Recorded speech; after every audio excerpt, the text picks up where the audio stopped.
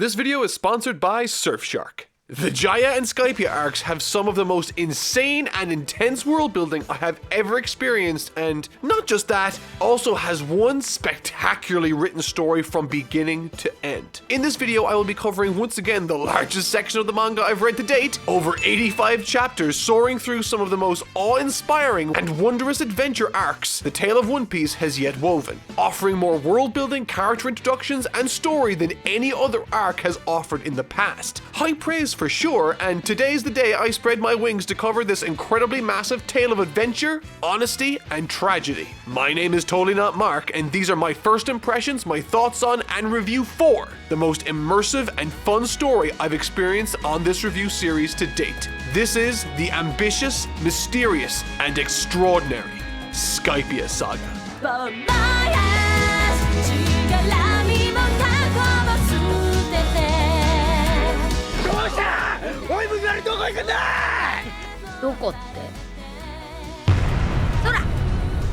Through my reading of this section, as well as putting my feelers out to get an idea of what you guys think of this particular arc online, a particular divide, so to speak, regarding this story of Skypiea has come to my attention. Apparently, there's a portion of people that really don't like this arc and consider it slow or bloated. And after having finished it myself in the manga, I can say that I personally didn't experience that. And in this video, I will be explaining in excruciating detail why my journeys through the skies of One Piece were as enjoyable as they were. But in the interest of complete transparency, I've been told that the anime in this section is much slower in comparison to the manga, but I can't really confirm this either, as I personally haven't watched the anime section myself. So, in this video, even though I'm sure there will be those of you out there who might not necessarily agree with me from the outset, I'm going to do my best to explain my rationale behind every opinion I share in this video. And boy, let me tell you, after reading all this, I've got some weird theories swirling around in my head too. But more on that later.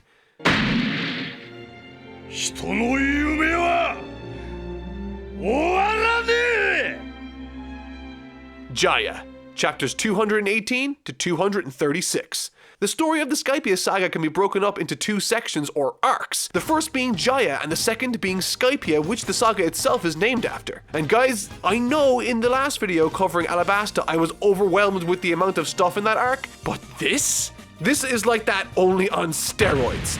Once again, Eiichiro Oda went above and beyond the Call of Duty here in crafting a world that needs to be experienced in order to fully appreciate it. Unlike the Alabasta saga, which felt as though it had several segmented self-contained stories prior to its finish in the arcs like Little Garden and Drum Island, Skypiea's saga is composed entirely of one solid story that flows perfectly from beginning to end, incorporating two separate arcs, which personally makes this by far and away my favorite saga in the series to date. And as soon as the story kicks off, it becomes abundantly obvious how ambitious this tale is going to be, even with the minor set pieces that are being placed, as before the crew even land on the tropical island of Jaya, they see some crazy things like 200-year-old ships falling from the sky, Luffy's discovery of a map that illustrates the secret land of Skypiea, their log posts pointing straight up into the air, and what looks like massive giants trotting across the ocean before them. Not to mention freak storms that come out of nowhere, but moreover, this sense of adventure and longing to see a thought to be mythical land is what drives the first half of this story. However, unable to find their way to the sky itself, a storm forces them to the island of Jaya, and when there, the paneling and composition of the introductory chapters in this manga are absolutely, without exception, stunning and my favorites from the entire series. Through the environment of the island, we are introduced to the culture, customs, and people there. And once on the island, the gang are greeted sometimes well, and most of the time awfully, by the pirates that take refuge there also. And of the characters we do meet during this time, there are three during this Jaya section that I think are worth mentioning, as I believe them to be somewhat important to either this saga alone or to the future of this series. Let's start off small with the character of Bellamy, a blowhard pirate that has a bizarre and somewhat obsessive desire to squash the dreams of others. But despite his, in hindsight, less than impressive showing in the arc, he actually managed to facilitate some wonderful aspects of the Jaya story that honestly kept it interesting for me, proving a wonderful opportunity for Luffy to demonstrate his growth as a character, echoing red-haired Shanks from the first chapter of the manga, as Luffy and Zoro show restraint against his brutality, that ultimately towards the end of the arc comes to a head as we finally get to see Luffy completely outclass and crush this no-good dream crusher. But perhaps the most important aspect of this character was his fixation on bounties. I had never really paid much attention to bounties in the past as they hadn't played that larger role in the story up until now. But the way this conflict between Bellamy and Luffy hinged heavily on the bounty mechanic, I thought it worth mentioning now. The notion of reputation or bounties are a surprisingly robust plot device in this series, I found. While I've been warned to not compare bounties to Dragon Ball's power level system, I think from a narrative point of view they share some obvious similarities but largely are distinct to them. And more importantly, I think they are much better. So let me explain. Unlike Dragon Ball's power level system that primarily focuses on power output or strength for lack of a better term, while a bounty can incorporate that, it certainly isn't just limited to that. More broadly, it indicates how notorious a particular individual is. How much they've gotten away with, their ability, or their influence is included in this also. It's much more versatile than simply stating they are strong. It adds an air of mystery to that individual as technically speaking, they don't necessarily have to be strong in order to have a high bounty. But what makes a bounty in this particular instance similar to Dragon Ball's power level mechanic was its implementation during this Jaya arc with Bellamy, who was fixated on Luffy's outdated bounty reward of 30 million berries and thought because his bounty was higher, he could easily squash him. Remind you of anything from Dragon Ball? 聞いたかバータ。どうやら実力で陸雲を倒したと勘違いしてやがるようだぜ。Goku time!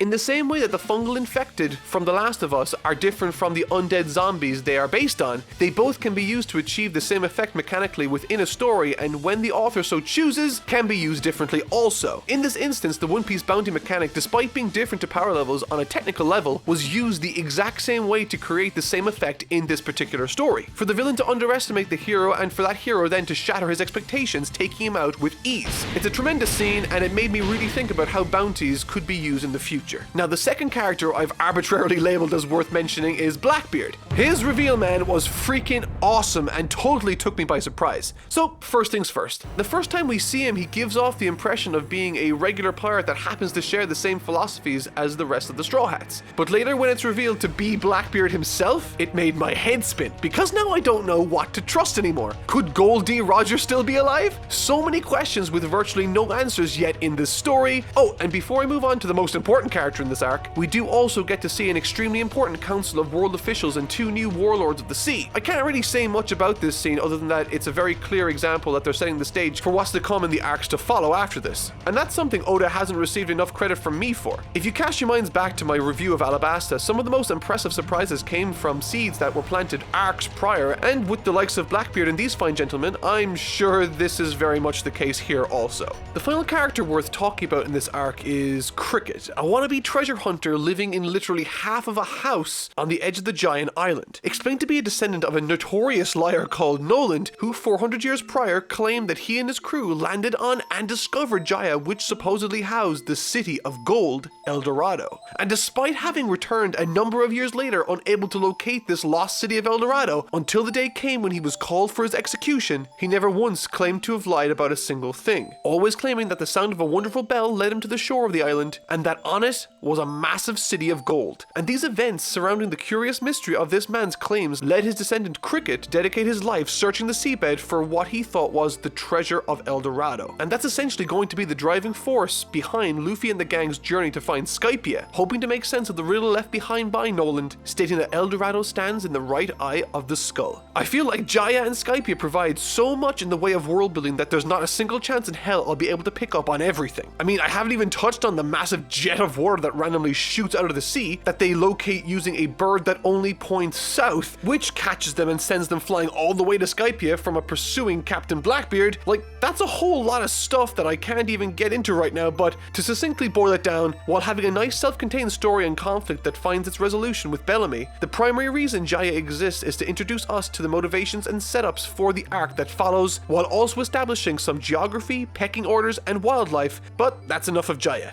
It's time to soar to Skypiea.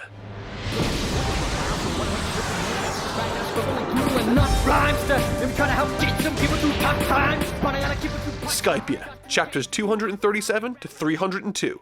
While I believe I was able to talk about all the things I wanted to in Jaya, Skypiea is the most intimidating thing I've had to talk about so far. Apart from it introducing some new technologies, complex corrupt political systems, dozens of new characters, maybe some magic and clues about Goldie Roger's past, it also happens to be the most complicated plot in the series so far, following 3 separate groups as they weave their stories in this greater narrative. But in very basic terms, Skypiea is what you would get if you threw Dances with Wolves, Indiana Jones, Jack and the Beanstalk, and a whole bunch of awesome writing into a blender. That's right, Skypiea is Dances with the Raiders of the Lost Beanstalk.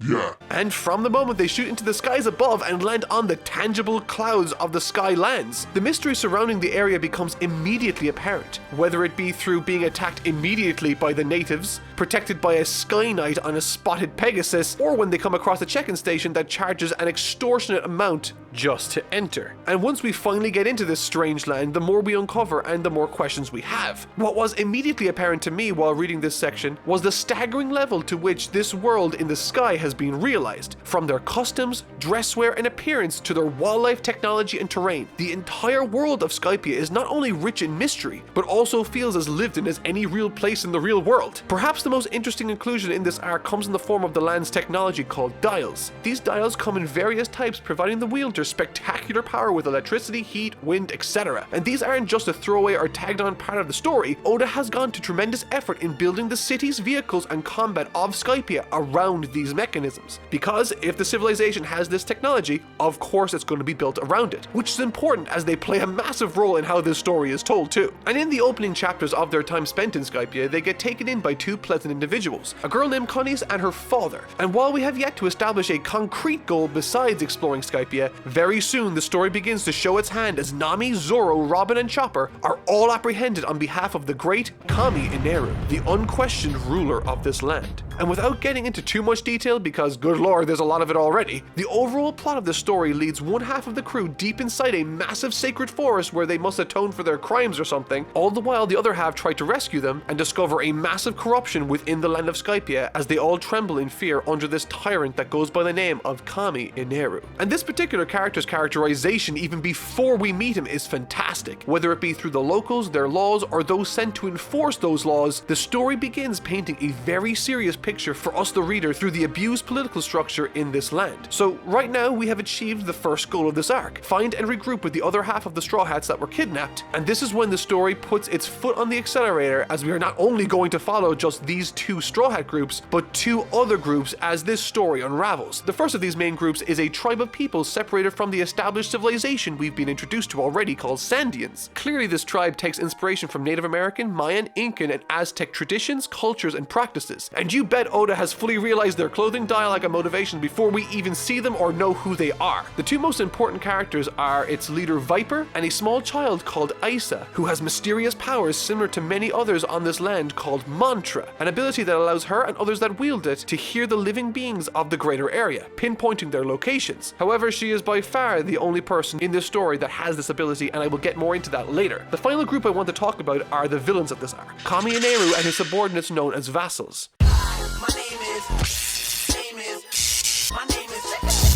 This sinister group of villains is about to go to war with the tribal group of Sandians very soon for this sacred land. And much like Aisa, they all have varying levels of mantra power, all with varying degrees of success, with some only being able to hear in their immediate area and others like Ineru being able to hear all around them with no limits apparently. And with the introduction of this mantra power in Ineru and Aisa, with my limited understanding of this ability, it seems to be amplified by the presence of the earth, and various people claim to be born with it but at various degrees of proficiency. So what I found interesting was that the description of this ability in this arc sounds a lot like the strange thing that happened to Zoro during the fight with Mr. One, where he could too hear everything, or at least significantly more than he was used to, a sort of zen-like state that for some reason he couldn't tap into again. So what if this isn't something you are born with, but instead something you either have an aptitude for, or everyone else can learn it? That's just the ongoing theory I have regarding mantra and its hypothetical connection to Zoro, but I'm sure that will be touched on later or disproven entirely. But before we get into that, I want to thank Surfshark VPN for sponsoring today's video. In the ocean of online content, there's a lot of websites that take your info without you even knowing it, but you can swim under their radar using Surfshark VPN. With this particular service, you can stop websites from tracking your info and selling targeted ads to you online, completely protecting your privacy. Nothing is creepier than when you have a conversation with a friend about something and it pops up in your ads. Plus, with Surfshark Hardlock ID protection, you'll even get an alert when some rando jerk is trying to break into your email. But one of my personal favorite features of Surfshark is that you can see content that's not available in your area. For instance, did you know that right now on Netflix you can have the first 130 episodes of One Piece? Well, if you live in a country where that's not available, you can just log in with Surfshark and you can get access to that or any other show or film that isn't normally available for you. So, if you want both freedom and protection online, click the link in the description and use code TNM. It not only gives you a whopping 85% off the regular price, but also 3 months of service totally for free. Surfshark also offers a 30-day money-back guarantee, so there's no risk to even try it out for yourself. So if this service sounds interesting to you or you want to support the channel, please check it out. Now, back to the video.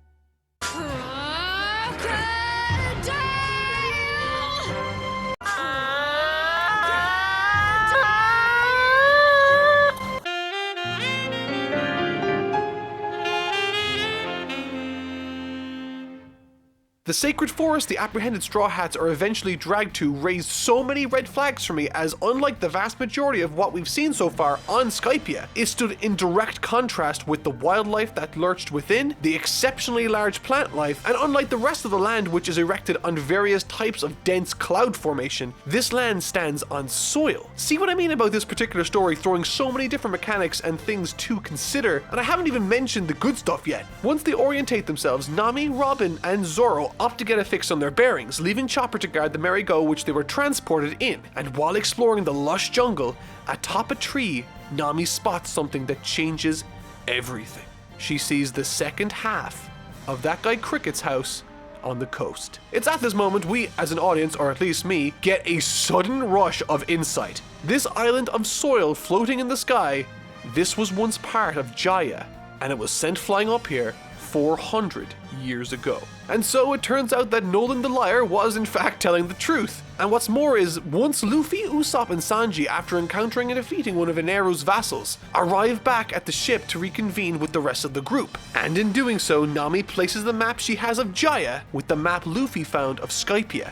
And wouldn't you know it, they combine to make a skull, which means the right eye must house El Dorado, the city of gold. The sudden reveal of this half of a house and the combination of these two maps was so satisfying to me, firstly because I didn't see it coming, and also because I had all the clues necessary to solve this beforehand, but never did thanks to the way Oda set it up. We've seen both of these maps in isolation, and we know about the random nature and surge of water that happens around this region, which means that between Nolan's first and second arrivals on the island of Jaya, the land must have been shot into the sky, removing El Dorado from the island entirely. The new goal now is to find El Dorado and to take that gold. But the most interesting aspect of this particular part of the story thread for me is that the main conflict of this arc isn't directly involving the Straw Hat crew initially. Throughout this entire series so far, particularly every single story directly involves at least one member or all of the Straw Hats requiring rescue or defense. But this very arc, the dated conflict between the native tribe of Sandians fighting for their land against the tyrannical and terrifying Kami Eneru.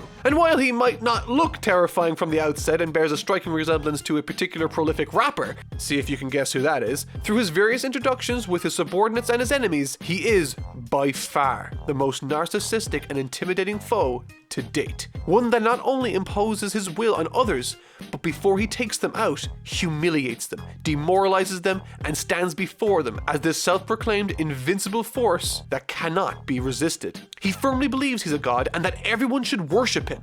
Unsurprisingly, his power of electricity came from a devil fruit, but once again, I am impressed by the level of attention to detail Oda has implemented here. The story feels entirely new, as the Straw Hats discover this world and uncover its secrets, and what follows this decision to to search for and secure the secret city of El Dorado is some of the most fun I've ever had reading a manga. As I mentioned earlier already, the ludicrous amount of story to cover in this particular section would be a manic feat fit for a madman. And so, to cut a long story short, the gang gets split up and slowly become involved in a war that's taking place between the Sandians and the forces of Kami Ineru. There's a really great scene that finally puts into perspective how impossibly powerful Kami Ineru is, and essentially during this part he gives the forces of the natives 5 entire minutes of uncontested free attacks just to prove to them that their efforts are entirely useless. Effectively, Ineru zaps from area to area of the conflict, taking out all of the rebel forces. However, in the process, the gang as well as Viper, the leader of the rebels, take out all of the subordinates of Ineru,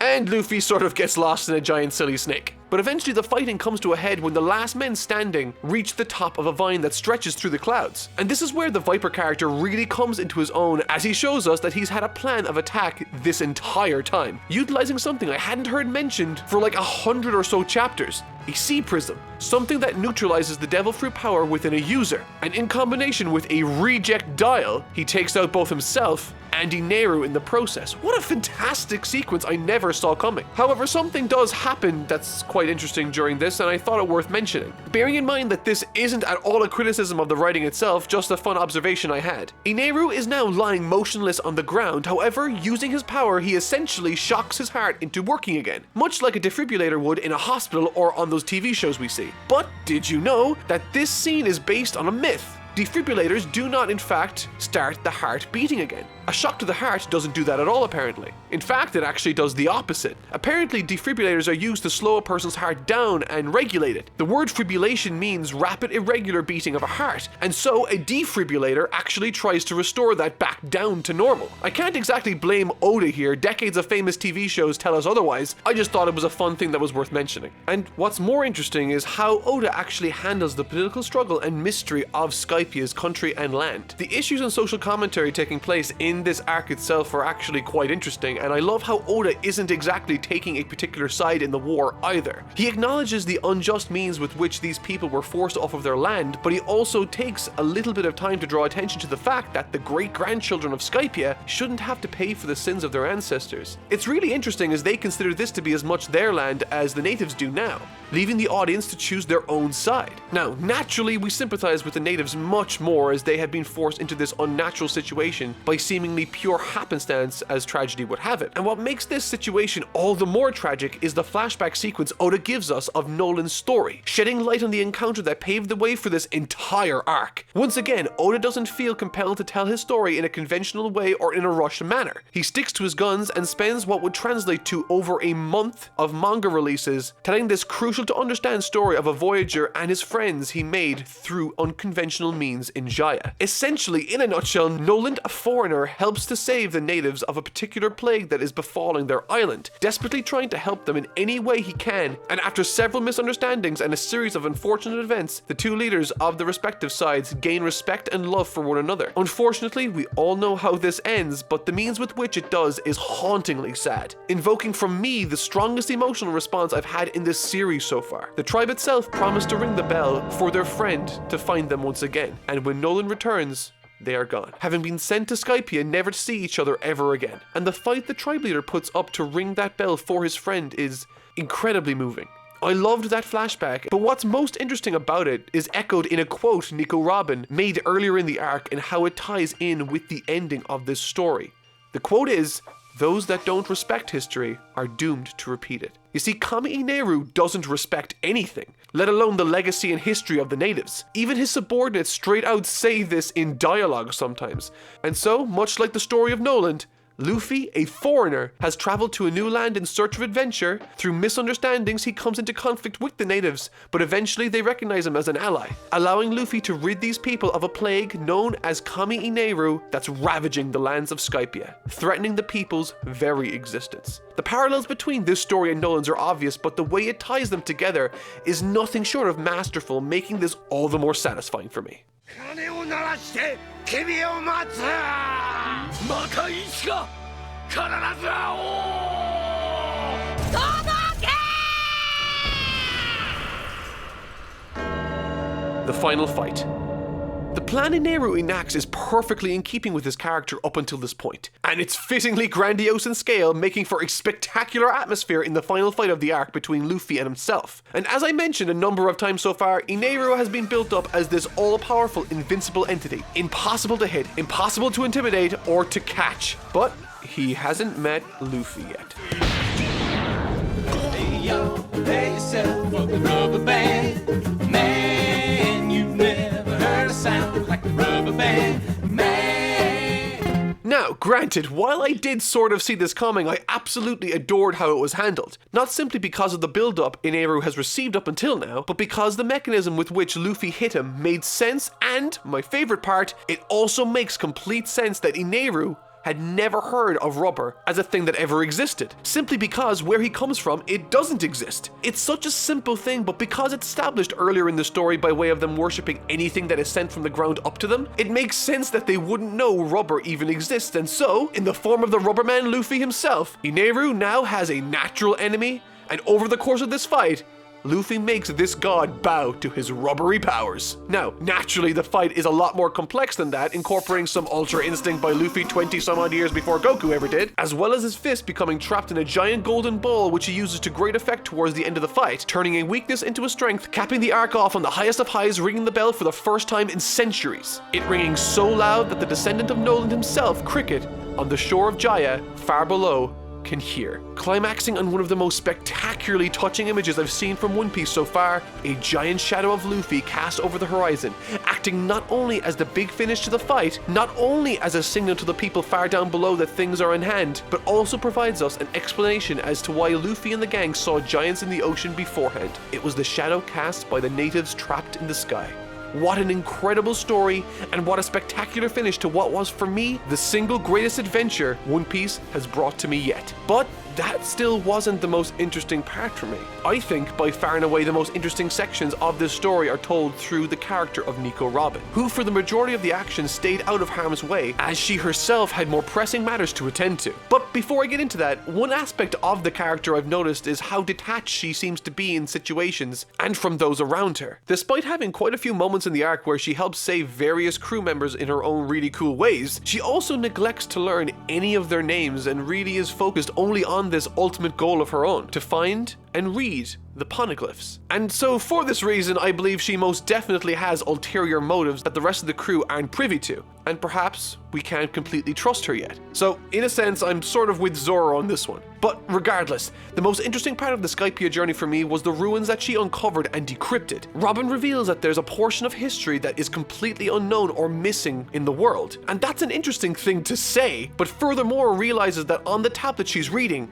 Gold D. Roger left a mark, with another character in Ganfor reaffirming to her that he had in fact been there 20 years prior. And what's perhaps the most interesting thing she says in this instance is, how did he know these letters? Which begs me to ask, who or what is she? Does she know why she can read these letters? Is her memory missing? Is she connected in some way to Gold D. Roger? And what's more is that in this very chapter too, Ganfor points out that Luffy was just like him. I feel like at this point they are trying to make me think Roger is Luffy's father, but I have a feeling that's not the case for some reason. It seems perhaps too telegraphed. And what's more is that the text on these poneglyphs from Alabasta and now Skypiea have both alluded to a powerful weapon, but both have given that weapon a different name. And perhaps there's two weapons, who knows? To find out more about this, I suppose we have to wait and see how this develops as they find more of these moving forward. And finally, Robin declares that she will have to connect them all and reach the end of the Grand Line. So it looks like she has a goal now to match the rest of her crew. But apart from that, now that the Skypiea arc is in the books, I'd like to give some predictions I have moving forward. In this video, I mentioned that the mantra mechanic might be huge moving forward and that I think people can learn it like Zoro might have done in the arc prior. I also think sea prisms might have a very interesting future too. I wonder if someone who has a devil fruit power, if he were to hold a sea prism, would that person be able to float or swim now that the devil fruit powers have been negated? And finally, Gold D. Roger. Given what I knew at the very beginning of this story, when they said he was executed, I didn't really think anything of it. But now that I understand the earth-shattering scope of power these villains in this series have, I feel like apprehending Gold D. Roger, who was the king of all of the pirates, and executing him would be an impossible thing to do unless it was his decision. So for that reason, I believe he's still alive, and that perhaps sometime in the future, Robin will find one of those markings Roger left behind on one of those poneglyphs. I have no idea how these things are going to unwind moving forward, but I'm ridiculously excited to see how everything shapes up. But that'll do it for this week. I've been Totally Not Mark. I'll see you all next time, and thank you so much for watching.